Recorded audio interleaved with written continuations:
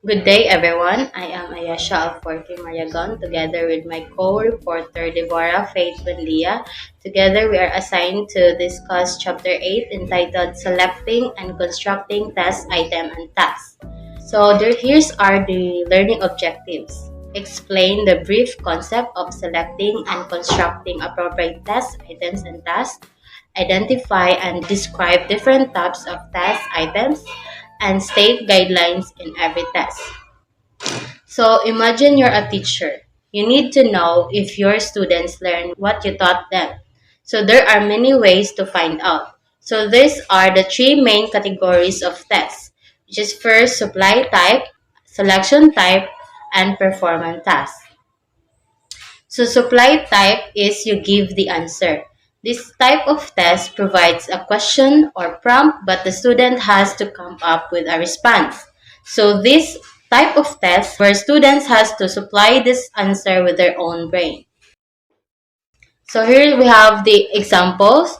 Completion, fill in the blank. So you give the part of the sentence and they complete it.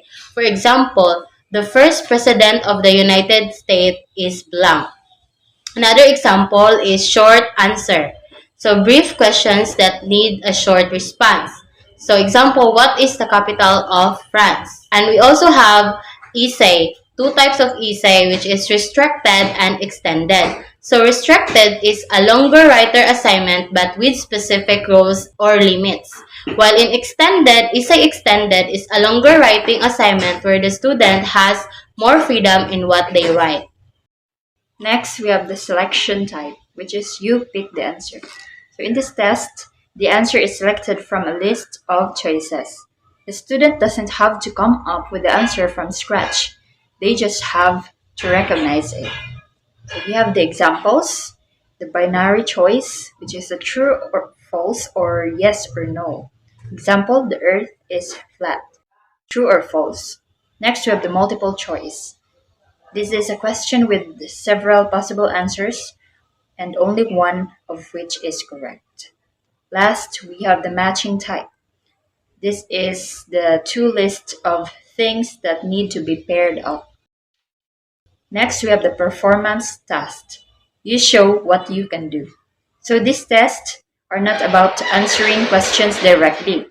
Instead, the student has to perform a task to show how they understand the material. So we have the examples, the paper pencil, which is drawing a diagram, creating a chart, filling out a form. Next, identification. It is a test where a question is given and will be answered merely from pure recall with no choices of answer. Next, we have the simulated performance, which is acting out a role play and giving a presentation.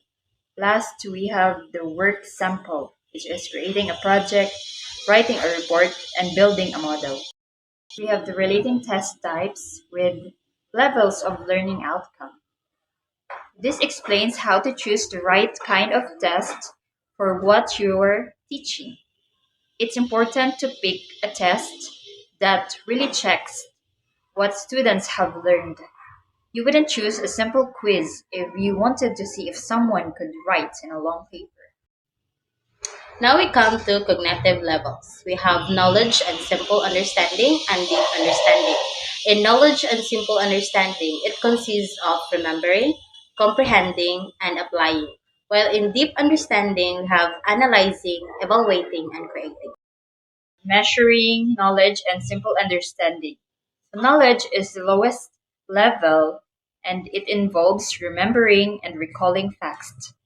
While in simple understanding, it includes comprehension and application. And to measure knowledge and simple understanding, you need to have the appropriate test types, which are the supply type, the completion and short answer, and selection type, which are the binary choice, multiple choice, and matching type. Next is measuring deep understanding. So deep understanding requires more complex thinking skills like analyzing, evaluating, and creating. And to measure deep understanding, you need to have these test types which are the non-objective types like essays and performance tasks. Here we have the supply type test. It consists of objective and non-objective. In objective, it consists of completion, short answer, while in non-objective, the essays of restricted and extended. So completion items, this is also known as gap filling. This is type of test question where you finish an incomplete statement by writing in a word, number, or short phrase. The things to consider in writing effective completion question. You have first to use one correct answer. The item should be written so that only one answer is correct. This makes grading easier and more objective. Second, position the blank near or at the end of the sentence. This helps the students understand what the question is asking before they try to fill in the blank. And last, avoid unintentional clues such as an or a before the blank. This can tell students whether the answer starts with a vowel or a consonant. Next is the things to consider in writing short answer items. First is to state a single correct answer. Next is to keep the required response brief because it can be time consuming for students and can limit the number of questions you can include in the test. Next is to avoid using vocabulary from textbooks because this can become a big disadvantage to students who are not familiar with the words. Next is to specify units. If the answer is a measurement or a number, be sure to specify the units required, like feet, meters, and dollars. This will ensure a single correct response. Last, we need to use simple and clear language. We need to avoid using confusing or complex language. Next is to construct essay questions. First is to only use them for deep thinking. Essays are best for testing complex skills like organizing ideas or solving problems. Next is to match them to what you have taught. The questions should require the skills you want students to learn, like analyzing or evaluating information. Next is to be very clear. Tell the students exactly what to do and specific details. Then suggest a time limit. Lastly, avoid the use of optional questions. Have all students answer the same questions. This makes sure everyone is being graded the same thing. These are the selection type. We have binary choice, multiple choice, and matching. So binary choice, this can take various forms, such as true or false, yes or no, or right or wrong. In binary choice, it should be logic and consistent. The answer option should be consistent with the logic of the sentence. It should be focused on single idea or fact. Focus on a single fact or idea in each statement to avoid ambiguity.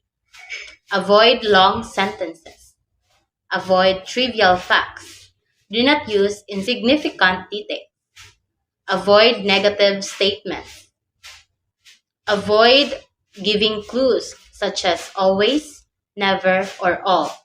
And lastly, avoid uncertain words. Next, we have the multiple choice. In a multiple choice test, you will see a stem.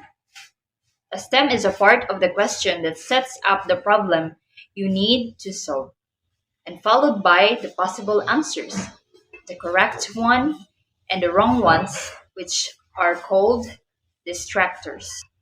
Writing multiple choice, you need to have a relevant stem. So the stem should be relevant to task and clearly state the problem so students understand what is expected. Next is to have a meaningful stem. So fully state the problem, especially when using an incomplete statement format. Next is to have a single correct answer, then plausible distractors and homogeneous distractors. All distractors should appear plausible to someone who is uninformed on the topic. The key is to make them attractive to test takers who don't know the answers. And lastly, we need to avoid writing all of the above and none of the above. And last, we have the matching items. Matching items consist of two parallel lists. In writing matching item, you need to keep it all in one group. All the things in both lists should belong to the same category. Next is that the first list should have longer phrases, and the second list should have the shorter options. Next is to keep the list in the two columns unequal. The reason for this is to avoid guessing. Next is to keep the list short because this prevents from being too tiring. And lastly, avoid tricky answers. So each questions should have only one correct answer. Don't create a list where one question could match with more than one correct answer. And that's how you select and construct test items and tasks. Thank you for listening.